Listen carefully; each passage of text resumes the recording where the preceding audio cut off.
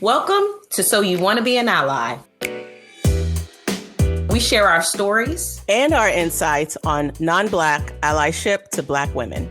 My name is Darlene. My pronouns are she, her, and hers. I help parents advocate for their Black and brown kids' emotional and racial identity development needs. And that's because our kids deserve the opportunity to grow, learn, strive, and thrive. My name is Olanike. My pronouns are she, her, and hers.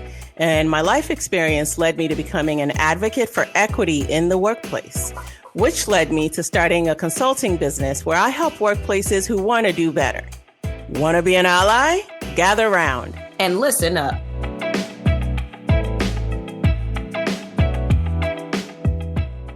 Hey everyone. This week we continue our Tools for Parenting series. We left the last episode on a bit of a cliffhanger, and so we're going to pick that back up with a story that is all too familiar for parents of Black children. And we're also going to get into what it looks like for kids to be allies. So many Black moms or Black children have had to deal with the "your skin is the color of poop" story. It's Lord like Jesus. a constant. It's like it keeps happening. And I think it's important to point out when that typically shows up, because I did mention at the beginning of the episode, it shows up when they're very, very young, like in kindergarten, right? So that's super young to have that. Is that when Jolas came up? No, which later. Is why this was more insidious. So I was like, what was she trying to do? Because I feel like you know better by this point. 5th grade, 6th grade. Oh, absolutely. You know, to the question about when are the kids racist, right? Yes. At this point, when it's happening in kindergarten, that's an honest, questionable, right? I don't have any Black people in my family, in my house. The only thing I see that's brown is poop. Exactly. You know, a kindergarten says that. I'm like, okay, all right. Hopefully that kid will grow into some awareness at some point. Yes. But a 5th, 6th grader says that, and I'm like, come on. You knew what you were doing. Come on. Yep. So yeah, she was in a group of friends, and one of the kids, who was actually not Black, true, but not white, said to her that her skin was the color of poop. And Jala, being who I have raised her to be, spoke up for herself and said, nah, that's not cool. That's not okay to say to me. In her own way, of course. In your ground. Like that's a really rude thing to say or whatever. You know, I don't know if she asked for an apology. I feel like knowing her, she probably did. And the kid wouldn't apologize. And they were in a group. So they were like, it was like a friendship group of 4 girls. And 2 of them, the one that at the time I actually felt like was the closest to Jola, like they had more like play dates together. We had spent time with the parents or whatever, went quiet. This was a diverse group. And I hope I'm not about to mess this up, but Jola is of course mine, Black. One was Asian. One was, and I'm saying Asian as a catch-all phrase, which I hate to do because I actually don't really know for sure where their family's from. We didn't stay close because the friendship fell apart after that. One was white. I don't know their ethnicity, racial classification, white, deemed white. And the other girl, I want to say South American, one of the South American countries. And so the way that Jolette describes this incident to me is that the comment was made and she reacted just like she was raised to, you know, not just be aware of racially sort of tinged interactions, but just be aware of people that are kind and stand up for yourself. Don't allow yourself to be bullied, right? So these are conversations that we've had from the beginning. It's just racism is a form of an unkindness, right? It's just one way that it shows up. So that's the language that I used to talk to her as she was growing up. Anyway, so the kid refuses to apologize. The Hispanic friend just goes quiet. And this was the one that Jola, I think, had at that point the closest bond with. And I think she actually felt she was hurt by that. But I don't know what was going on with her racial development to even be able to put anything on it. And so I think she felt like she was torn in the middle of these friendships. The person who stood with Jala and stood up for her was the white friend. She was like, yeah, no, that's not right. You do owe her an apology, right? Now, Jala, I feel like was prepared to be by herself if she needed to be, because she was very offended that you would say that her skin looked like poop. She wasn't having it. And she immediately stood up for herself from the story that as it was relayed back to me, right? So this is an example where a friend of hers stood with her and said, yeah, that's not right. And it was really heartbreaking for me because before this thing happened, I felt like it was just a beautiful friendship group. And I loved how diverse they were. Yes. I was like, oh my God, this is amazing. Look at these children. Yes, show us the way. We are the world. Show us the way. Help us see what it's like to do better. Right? And then this happened and the friendship splintered. And so her and the white friend became very close. And they're in a new friendship group now that is the Black child, mine, the Indian child, a new friend, and 2 white girls. So it's been really interesting just to kind of watch the dynamics of the friendship. But what actually ended up happening is the Hispanic girl that I told you, they had the closest bond. A year later, after some time, like Jala wrote her a letter, like just expressing how she feels. Because there were some other things that happened where the friendship started to break down. Like Jala she's all pink and mushy on the inside. So she like writes letters and stuff. She's kind of like me. I don't let people know. I don't want you to see past, my thug, but I'm kind of pink and mushy on the inside too. I used to write letters. Do you have any? Can you find any of them? No, but I have all my diaries and stuff. So there's stuff in there from like high school. Oh my God. I read some of my diaries and I was like, I was annoying. What? Shut up, girl. Talk about something real. We know that's a sidebar, but go ahead. Sidebar. So they made up later is what I was trying to say. Like they had a come to Jesus moment much like a year later where the girl and Jala had a conversation and she was like, they're cool now. So now because they've just kind of went their separate ways back in the 5th grade, they didn't kind of become tight like besties again, but they became friends again where they could interact or whatever. That did not happen with the other girl. So it's just, thinking about, and it's weird too, because we also knew their parents. So, and for that year-ish or so that they were friends, we, carpooling and dropping off and played it or whatever. So, I always felt really weird about how, like the balance of when parents talk or don't talk anymore after an incident happens, right? Because like I said, with the hero incident, I was like, oh, the parent's not going to reach out. Okay. In this case, it happens again. I don't even know if the girl's parents ever knew about this incident. They were super sweet people. They would probably be mortified. And I was like, is it my place to call them up and say, your kid said this to my kid? Like, what do I want to get out of that? It's not like I'm trying to save their friendship or make them stay friends. Right. I don't so I was just like, you know what? I should not intervene. And July was definitely like, Mom, just stay out of it. Oh man. Sometimes, when I don't feel like it's called for or necessary, I stay out of it. Yep. So which is a parenting decision, right? That's a whole parenting decision. I was like, okay, safety, security, structure, support. She's good. Yep. Yeah, come on now. Actually be creating harm, right? Thank you, Parent Zone. You're welcome. Look it up. So I'm like, what do I need to do as a parent here from this framework? And obviously I didn't have the framework at the time. It was like, she's good. And doing something may actually be worse in a parenting decision.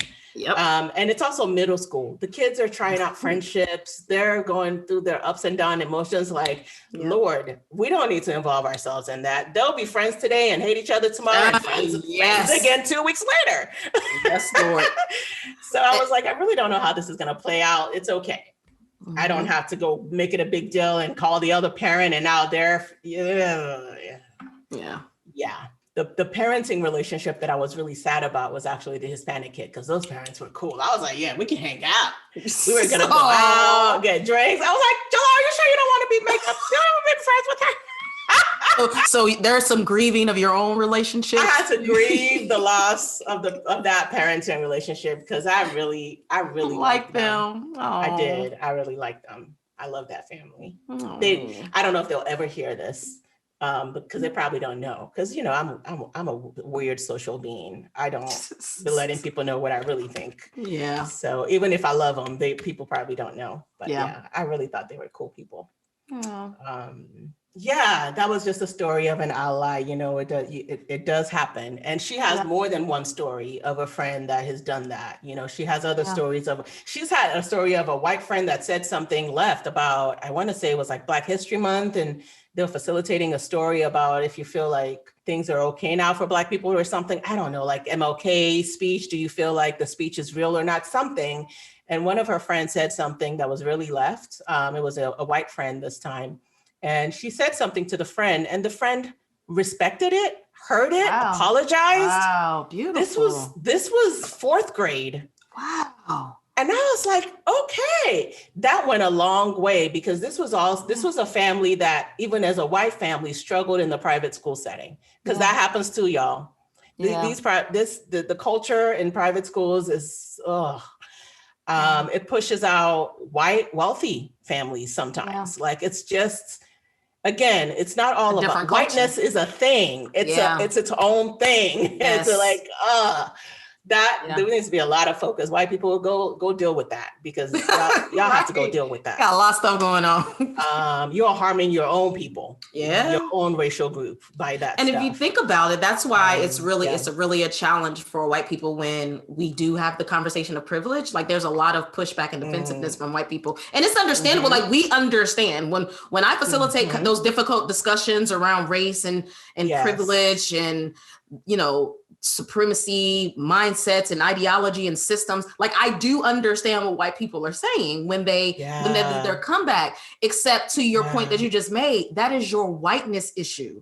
I am talking about my Blackness issue. Right. And so that's the space that I'm speaking from, that I need you to understand. Like, I am not, because what they don't realize is that is, again, maybe an unintended response, but you are now still centering whiteness. Yes. When I am trying to center Blackness. You haven't gotten to the level of awareness where you can separate out, like, okay, let me put this to the side, put this to that side. What are we talking about here? Okay. Yes. It's not anti-white. It is pro-Black. It is pro this experience that is not often centered and focused on and understood.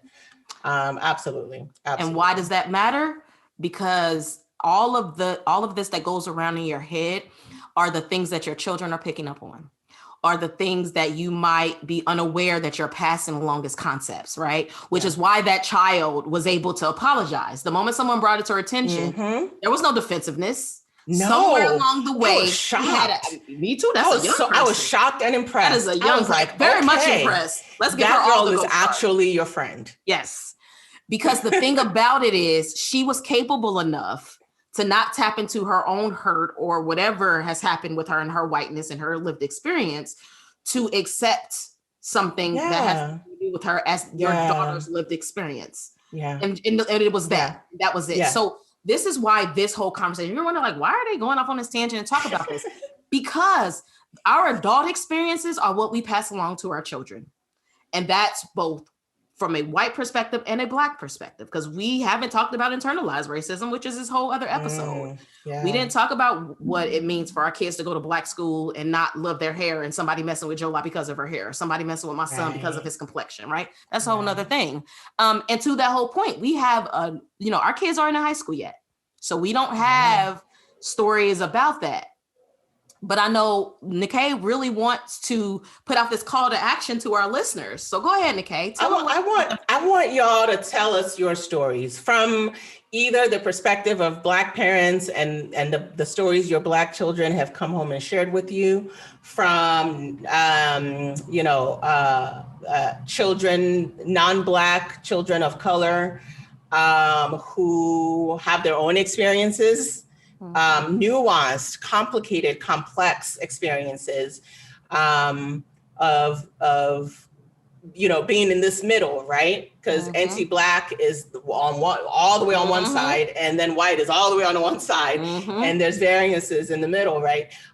So in some those are some complex experiences as well. And then And then from white parents who are raising white children, right? We want to hear your stories either from any developmental age, but from middle and high school yet, because maybe we might learn something. We're just about to get into the high school years with our children. Let us know about those stories and incidents where your children advocated for themselves and what you feel like allowed them to do that. What was your parenting approach? Where did allies show up for them, their friends? What did that look like? How did that do? How did that impact you as a parent? Because I know for me, being so vigilant about how to shore up my Black child in this society and knowing that she has friends who will stand with her in those moments is everything. It's everything to know that she has people around her that understand this and see it. And for the friends and the families and the parents that don't, trust me, sometimes my kid doesn't come to hang out with your kid or at your house for that very reason. You'll never know it and she doesn't know it even half the time because I'm not telling her that's the reason, but I realize that she's not safe on a different level in those environments. So I can't put her in those environments. It's not just another play date. There's a whole another set of calculations that I have to make as a Black parent. So I just back to the call for stories. Send us your stories. And you segue nicely into our 4 significant areas of parenting and how this episode has really highlighted as Black parents, like the things that we're managing around these racial issues. You just said it yourself, like you're not going to expose your child to emotionally unsafe spaces. And sometimes this is in school settings, this is in friends, social pairings. This stuff really matters. And we spend a lot of time thinking about security, their personal and individual security in themselves, right? And what does it mean to have a space to where they can exist? What does it mean to have that fortification, which is a beautiful word that you used, so that they can act out their existence in a safe way, regardless to what comes their way? Boundary setting, right? So we're talking about the experience that I shared with you about Chris. And, I had to set that boundary. It was about unlearning, but it was also about representation. So a lot of the things that you do here in these spaces when you're thinking about these areas is, it's not always let me remove something, let me unlearn something. It's promotive. That's where that fortification comes in, and that security. That's where the fortification comes in, and that safety, and obviously in the structure that we provide for our kids. We have to strike that balance. It is preparing and raising our kids. And then that support. You talked about it earlier. We do have to figure out how to support our kids with all these experiences. We don't learn about all of them, but the ones that do come to us, it's like, oh, okay. So how do I support you? How do I support you socially? So you don't have to navigate the world feeling ostracized, right? Because it has blowback in your safety space and your security space. It has emotional implications, it has behavioral implications. But how do I help you navigate that? So, because I know what you're going to face in the world. So we can put our head under a pillow and act like it doesn't exist, but it doesn't help my child. Right. And then it creates this absolutely amazing foundation that you shared about the advocacy, and one of the things of the stories that I didn't share was how I had to teach Chris to advocate for himself with a teacher because he knew some information about Black history that the teacher didn't know. And she told him he was wrong and he came home concerned. Can you imagine? Right. Can you imagine?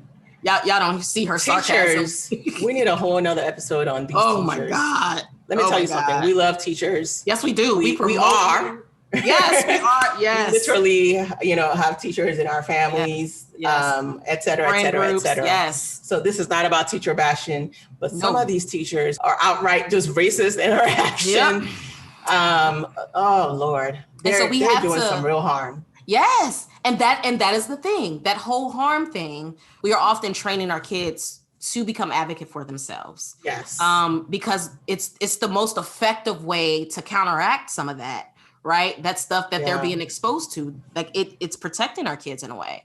And while we didn't get to self-care from a parent's perspective, we will talk more about that throughout the remainder of our episodes. But I just wanted to pin that down for you all because I think it's important to bring it around.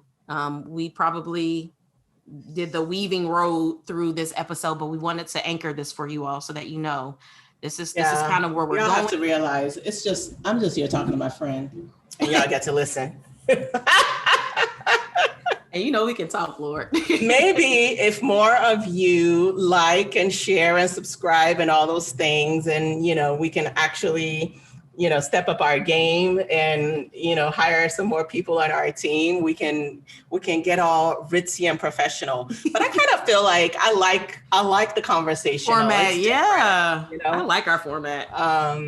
Because I can go psychology real quick. I have to tell you, get me out of my academic brain all the time. Because I love the academic brain because I'm like, I didn't even know that. What's going on? Yes. And to that point, right? If any of you, Matrix. Yes, girl, me too. I be unlocking it so good. Yes. And that's another point. That's another call for you all. If there's something that you're interested in knowing about, like what is behind this? What is the mindset? Please put in your questions because we love having those dialogues. We love answering those questions. I love it because racism, honey, it's a thing. And when you're dealing with parenting, like young people and their mindset, and then you see that kind of like you can see how like racist minds are underdeveloped from like a logical, rational decision-making, processing. It's so underdeveloped. So, don't get us started on our other tangents. All right, okay. All right, takeaways. We want you to consider some things, take some things away with you when you're talking about equipping children to be allies, right? And this is relevant for grown-ups too, for real. Yeah. But we've got 3 things to communicate with you here: empathy, education, and exposure. Starting with empathy. Again, this was an intention, right? Raising my daughter, I wanted to instill some values in her. And I was really intentional about empathy as a value. So I would balance hey, advocate for yourself. I mean, actually in kindergarten, in her like 80% Black school, there was a bully in that classroom. Another Black girl, straight up, was a bully. I don't know where she is today. I hope she grew out of it because she was already on her way to being a terror. And Jala would come and tell me about her. And I would say, you know what? Empathy. There's something happening in that child's life that she is learning those behaviors or reacting to something and coming out and just spewing it all over the kids in the classroom. So I want you to empathize and understand. Basically, it was a child level of hurt people conversation. But I said, however, that does not give her the right to bully you, to talk to you kind of crazy, to XYZ, right? So you can balance empathy with advocacy for self. Yes. So if we can start out with teaching our children empathy, teaching them about kindness, not just being nice, but being kind to other people from an early age, that foundation is the gift that keeps on giving. Because when you get to bullying, you can still come back to empathy and kindness. Yes. When you get to racist bullying, you can come back to empathy and kindness. Yep. When you come to being an ally, we can go back to, can you understand that I'm being harmed here and empathize with that? Can you understand that this is not about you? This is about me being harmed in a way that maybe you don't see and you don't understand, and start from a place of empathy and kindness instead of a place of defensiveness and disbelief. Yes. So that's empathy. And to that point about just the countering the niceness, like you see that show up in performative allyship, right? It's like the intention, right? Oh, well, I was being nice. I didn't. Yeah. You see that nice play person. Out. Yes, there it is. That's what I was looking label for. Instead of kindness as an action. Action. Come on, somebody. And really balancing that empathy with expectation.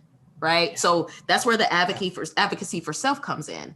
Is this expectation that what I give out is what I should expect to receive. And if you're not performing that, then that is problematic. And that is very helpful. And that's an anchoring thing, right? So really, really helping people see that expectation and that empathy and how that all works together with that advocacy. Absolutely. Empathy. It'll keep on giving. The gift that keeps on giving. Start there with your children. Absolutely. And then education, get curious. You have to get curious too. If you're going to be able to inform your children when they come home and say, we talked about this today, or so-and-so said that, whatever the teacher has shared in a classroom, whatever another child has shared or said to your kid, in order to be able to respond to that with accurate information and context, you have to know some things yourself too. So it's important that we educate our children, and children pick up on what we say and what we don't say. Absolutely. When they come home and they ask you about the thing on the news about somebody getting shot, or the thing they heard, or what really started to happen a few years back is in 2016, during election year. Mm-hmm. So all kinds of things kids were going home and talking about with their parents. And a lot of parents were like, I don't know how to respond to this. I'm not sure. You probably were Googling things, trying to figure out, what is this? What is happening with immigration? What is happening with Black issues? What are these kids? They say the darndest things, like, for real. So part of this to the parents is this idea. So one of the things that I push with parents on, right, is parenting is practice. It is not perfection. That is our motto. We say that one more time. Parenting is a practice. It is not perfection. What does that mean from an allyship perspective? You're not going to know everything. You're not supposed to know everything. So bringing in what we said in our last couple episodes, right? Don't put the onus on the Black folks, right? You want to, if you need some confirmation of some information, sure, reach out to your Black friend. But in order to really tap into this curiosity, how amazing would it be to just explore with your child? Because that is the premise of just parenting. That was my premise. Exposure. Go on the journey together. Absolutely. Just exploring with your child. Imagine what that is modeling for your child. That I don't know. Yes, Doc. Together. Yes. I don't even know, to be honest. How amazing is it to just tell your child, look, I don't know everything, but we're going to figure it out. Right? Like, and then they are picking up like, okay, I may not know everything too, but I can figure it out. What did I do with mom or dad? Exactly. We got a book. We researched something. We then figured out, and we had a couple of conversations, maybe over a week or two about it. And now the next time that something happens, they don't maybe go to defensiveness or just try to make up an answer on the spot. They actually try to learn. It promotes openness. It promotes openness and willingness, right? Yes. Openness and willingness. And that's what you want. That is the foundation, because what that allows you to do is receive. You're not just always defensive and giving, you're receiving, right? So that's the important piece. And lastly, Nikki? Lastly is exposure. And, we talked about earlier the things that we did to expose our kids to positive messages, to reinforcing, that their value and their worth, right? And Bryan Stevenson, who is a name many people know because of his book and the movie that Michael B. Jordan, played Bryan Stevenson. In his book, he talks about get proximate, right? Understand. And he was talking about, how we just kind of lock people up and throw away the key. And a lot of people are in the prison industrial complex, just being abused. Modern day slavery, really. Go look that up too, if you want to learn about like some mind-blowing information. But he talks about getting proximate, and I use that a lot in my work, right? But I just want to say something like, don't make it weird. Please. I don't want a random person coming up to me trying to get proximate, trying to be in my trying to be fake friends. Like, just leave. That's not what we're talking about here. You know my Target story. I tell you this every time. Like when the white women come up to you and you're in minding your business in Target and trying to get away from your family, and you just want to enjoy your am I lying? And I just want to enjoy my Target trip, and I just want to be free. And it's so weird for us, because I know what it is. Doing this work, I know exactly what's happening. And that's for another podcast. We can talk about that weirdness that happens with white women. And if you are one woman, if you have a story and you're willing to be transparent, do email us, do share with us. It's just stop accosting us. Just in public spaces, please. In grocery stores, and when we're waiting for the elevator, and in the elevator, and in our cubicles at work, like, Lord have mercy. And the lunch, in the line when you're picking up your kids. Let's bring it back to the parenting. When you're at the daycare and you're standing around, and this is not to say don't say hi or hello, but just like, don't make it weird. Just have a natural interaction, right? Just one woman came up and was like, after Keith Lamont Scott was shot in Charlotte a few years back, was like, and there were a lot of protesting, and was like, but do you really think, like, I didn't even know her. It wasn't even like we worked together. She was a parent at the school. I literally had parked in the parking garage downtown Yes. and was waiting at the elevator in a parking garage Yes. to go down. And she came up to start a conversation with me about the protest and if I thought the protests were valid. Ma'am. White Ma'am, I don't woman, know you. black woman, black men is shot. Black people are out protesting for their lives. Ma'am. And you want to talk to me at an elevator about whether And you or not don't I think know they should me. be protesting? I don't know you. Like, We have zero relationship. In what world do you have the privilege? You didn't introduce yourself. You didn't say, "Hey, ma'am, may I have a minute Even of if your you time?" did. Are you okay? Even if you did, but at least I would have the said, "No, you respect can't have a is- minute of my time to talk about That's right this." there. Because the fact that she imposed all of her concerns, questions, or whatever on you, and I don't even know you, that is a weight. That is, stop that. Stop that. Stop getting that. proximate with strangers in that way. Yes. Be authentic relationship building is Yes. that's what we're talking about here. And you know what? You can get proximate to issues by reading books and documentaries and learning Absolutely. more about it. But stop coming up to us randomly with this. Yes. It's awful. And as a matter of fact, horrible. it plays into, old kind of like Jim Yes. Crow-esque, Yes. interactions, those weird interactions Yeah. that white people just can have access to us whenever you Yes. want. Yes. And we just have to just be present and be there for it. No. Come on. No. Yes. So yes, exposure is important. You have to, learn and have your children be in environments Yes. when you can, where they learn.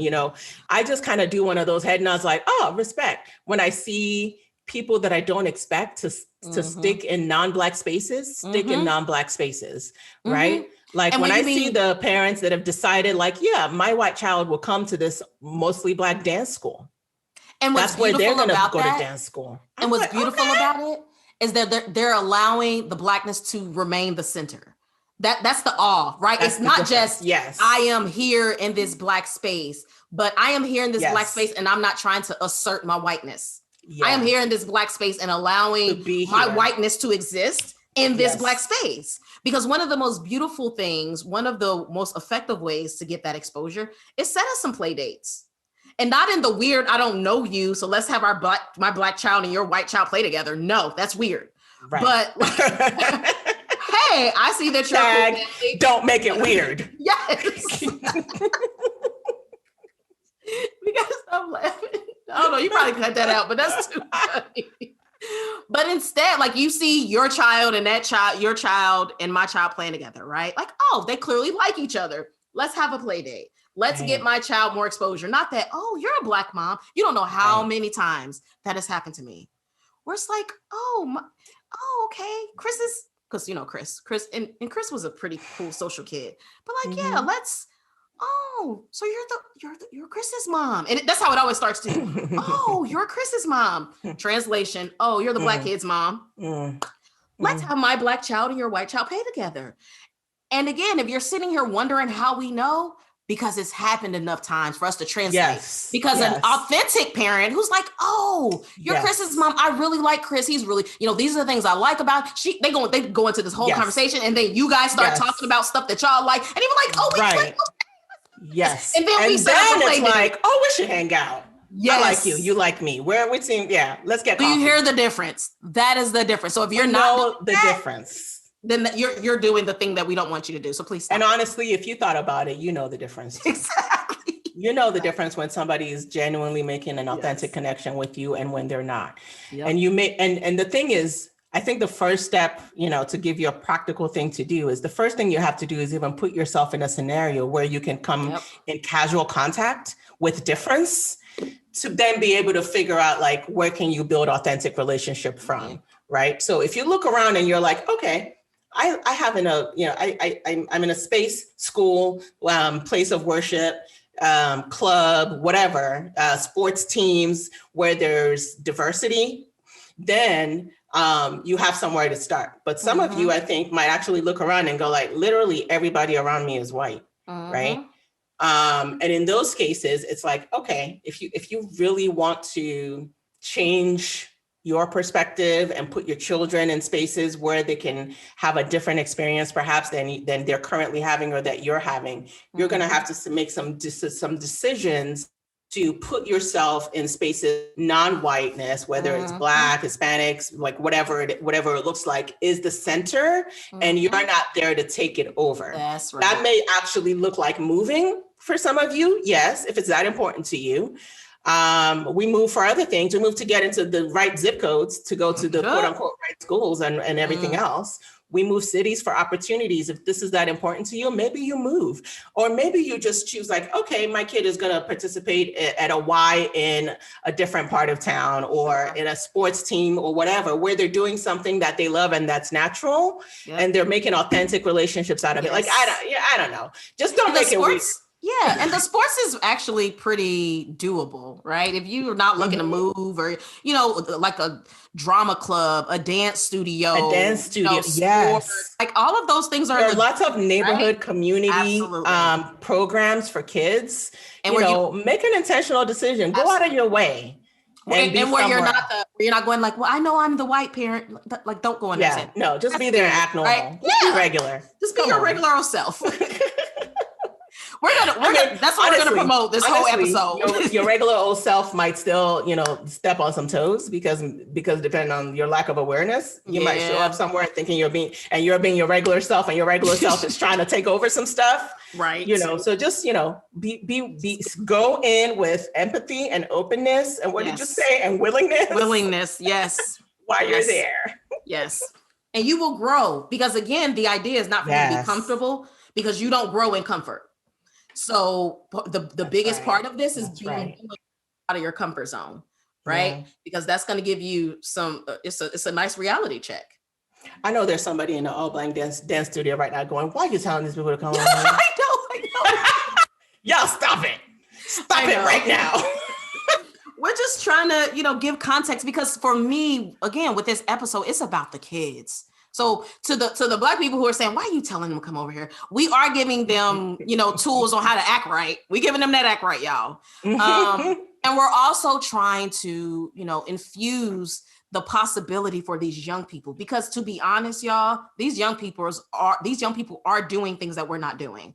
Yeah. And I know society-wise, it still all looks the same, but the conversations around, gender identity, sexual orientation identity, like these kids are having these conversations. They are beyond just race. So they are expanding their thought process around differences.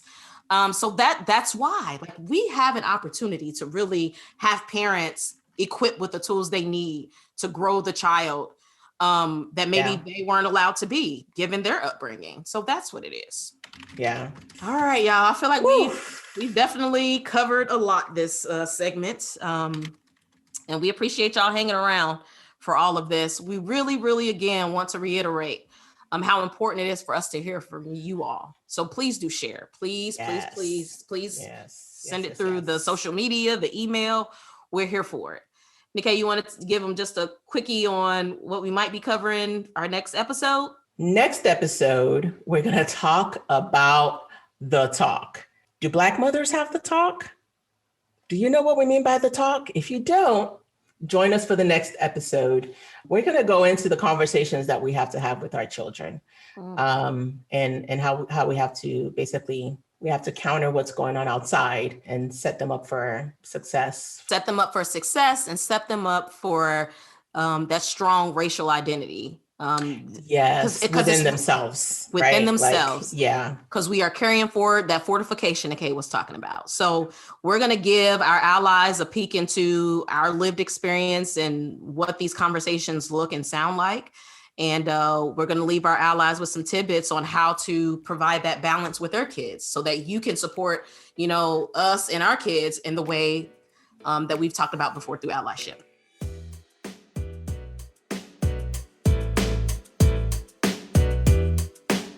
All right, folks, we're going to end it there for now. We want to make sure we hear from you, so send us a note or your thoughts on the question of the day. And if you want to speak to us on a topic, send it our way. You can find us on our social media platform at wannabeanally, or email us at wannabeanally@gmail.com.